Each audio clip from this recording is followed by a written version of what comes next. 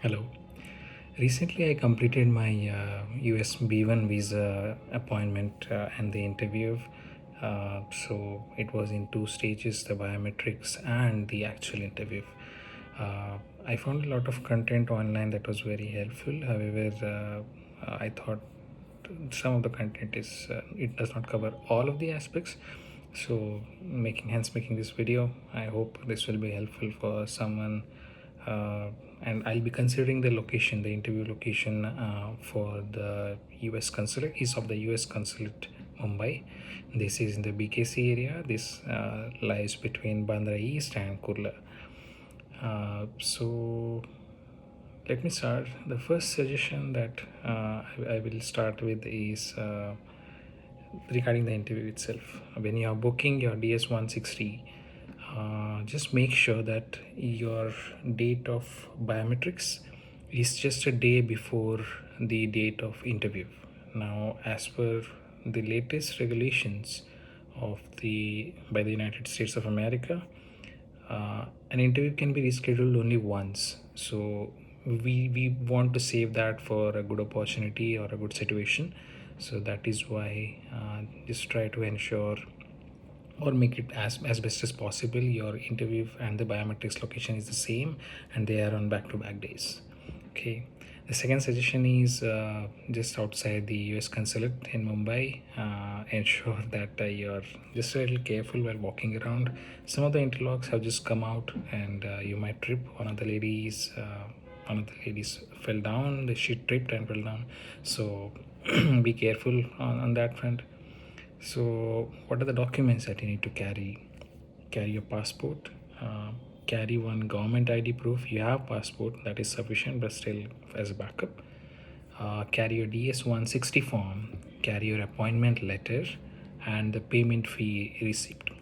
Printouts of all these, along with the original passport, all the old and the new latest passport, and your bank statements too if you want to carry some of the latest, let's say last 3 months. You can carry a printout of them just to show in case they ask you for any proof of your earnings and pay. So the third suggestion would be in terms of how exactly you want to commute. Now, if you want to carry your phone or your wallet or your keys, inside they charge you 500 rupees to 1200 to 1500 is what I've read online. I've heard 500 a lot. So these could be the actual amount that you might have to pay because you're not carried allowed to carry them inside where the biometrics collection happens or where the interview happens. So what you can do is stay at a nearby place. You can stay in Bandra East, you can stay in Santa Cruz, or you can stay in Kurla. Kurla, just it's a slum area, so just give it a watch that the place you're booking is good enough. Now, how is the interview? So it is in Parini Crescenzo. So you can take a bus from the Bandra East terminus. That will charge you around 10 to 12 rupees if you are leaving your phone behind in the hotel because you don't want to pay inside the consulate. Or if you're staying in Kurla, I don't know, you probably can take an auto because Kurla is pretty near. Same with Santa Cruz. If you're doing Uber too, as you know, you can book your Uber and remember the OTP and just give it to the driver later. So you can, if let's say you opt for the bus, okay, when you're coming back, then if you're going to Parini Crescenzo, the bus stop is just right outside the building. If you're going to the US consulate for the interview, the bus stop is just behind Sofitel, just a couple of buildings. So it's pretty nearby. So let's say while coming you are coming through Uber and while going you don't have anything just except cash. So yeah, you can opt for a bus. It'll leave you in 20 to 25 minutes at a 10 to 12 rupees cost. uh, Now, what should you carry? Should you carry some bag with your for having your documents? No. Always keep your documents in a transparent, compact file, as you're only allowed, like I mentioned, minimal things. So let's say you're allowed to carry a water bottle, you're allowed to carry an umbrella along with your documents. That's it. A person during the interview, a person was carrying a perfume. He was told, no, you cannot enter with this. You have to either leave it behind in the locker or just leave it, give it to someone. So that's how the prerequisites are for an interview. Coming to the biometrics now, like I mentioned, it's in Perinica Senso. You get into the building, you show your DS-160 form. They might also ask to see your passport just to validate that yes, you have your document. And it's probably in the first floor. So you enter the building, the security will guide you, and first there will be a queue where they will be telling you like, okay, I hope you have carried these documents, a security person. So once that queue is approaching towards the end of where the scanner is, so there like an airport security scan is done, you have to, if you're a guy, you have to take out your belt, and anything metal, be it a guy or a woman, like how it's an airport check or metro checks happen similarly. And your coins, all these in the tray, the security checks you and allows you in. Then now once you enter, you show your DS-160, your passport, and your appointment letter.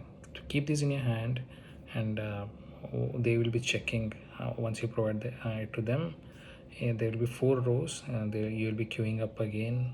Very small queue, like probably 4 to 5 people can stand in one row. And once they will be checking all your details, and they'll with the pencil they'll be marking all your information if it is good. Now if it is not good, then there will be a person, they will be sending you to him. Let's say you have some issue in your DS-160. The case with the DS-160 is, how is it, your DS-160 form is valid only for 12 months.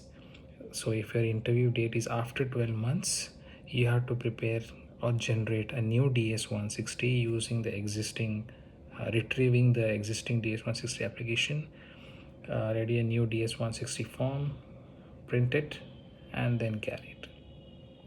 Let's say you don't know this, you go there and they will be sending you to that person. He will say, hey, we need a new DS-160 because the DS-160 form is valid only for 12 months.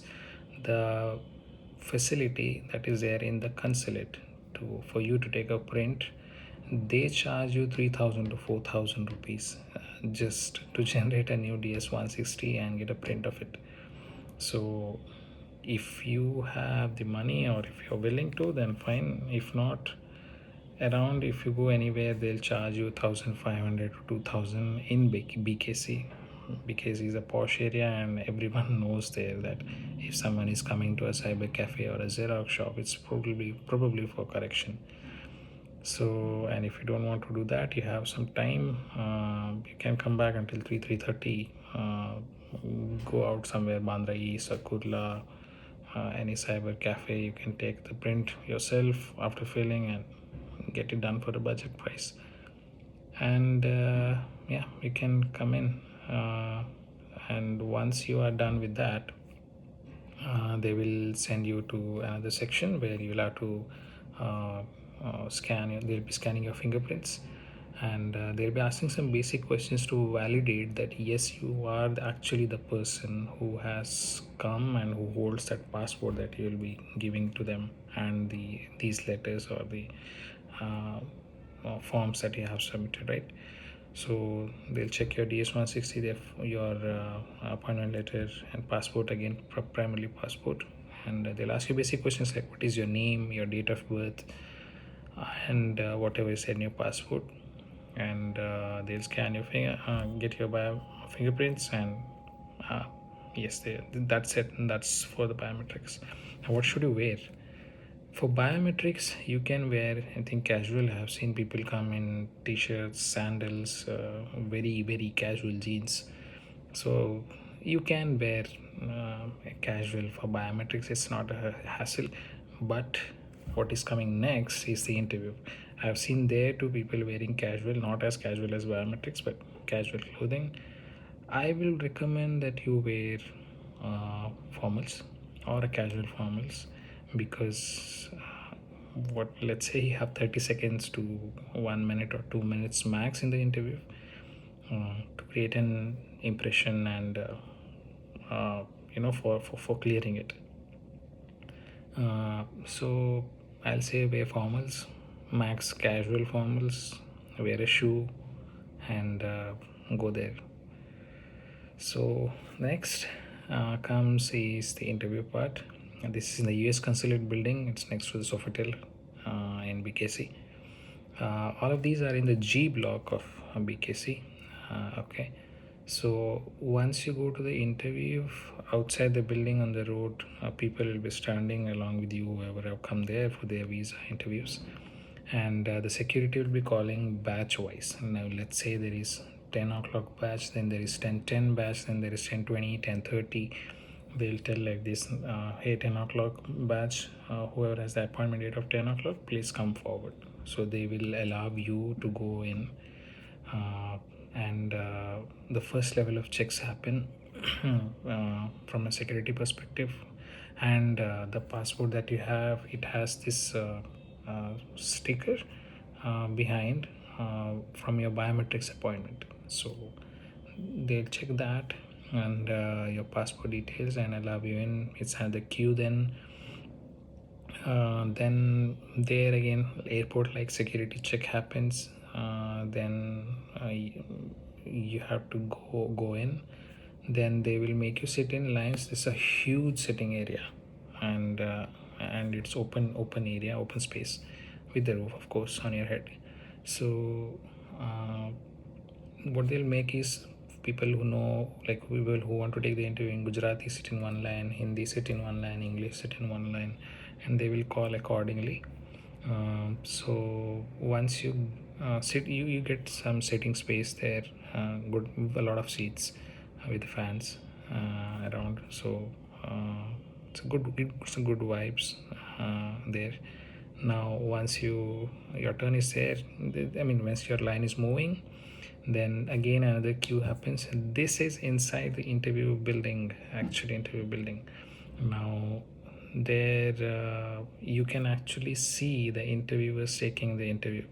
So the interviewers are sitting on the other side of the glass. It's similar to how a bank is, you have gone to a bank, they'll be sitting, there will be a glass barrier between you and them, and you have to give the interviews in a standing position.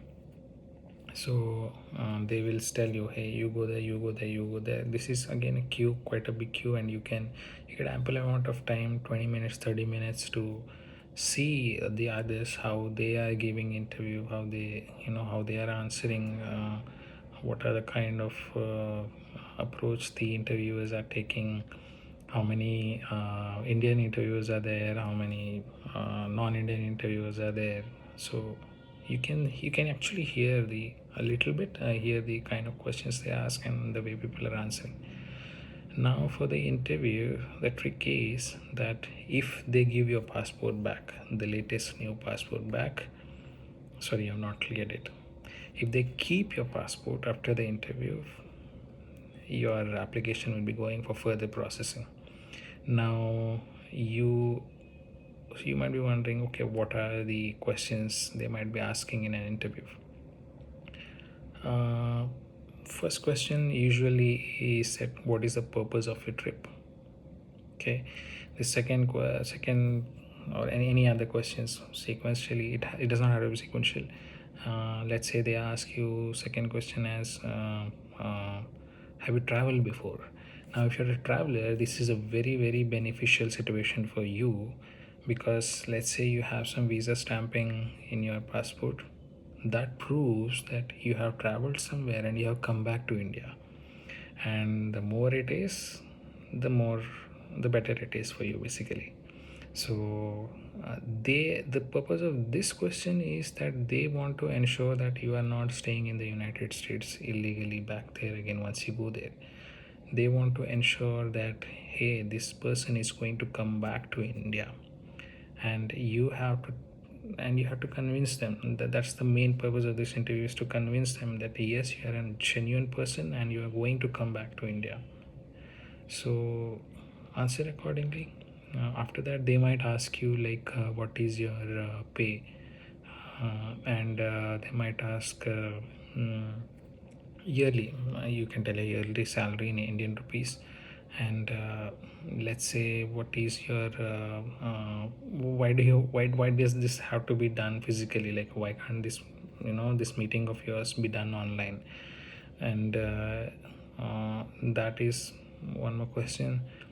Now, the best way to do this question and answer practice is the ChatGPT or any other GPTs. Just tell, hey, I want a mock interview for my US this visa, and it will ask you questions. You type the answers. It will even suggest you what answers you have to give and how you have to, articulate it.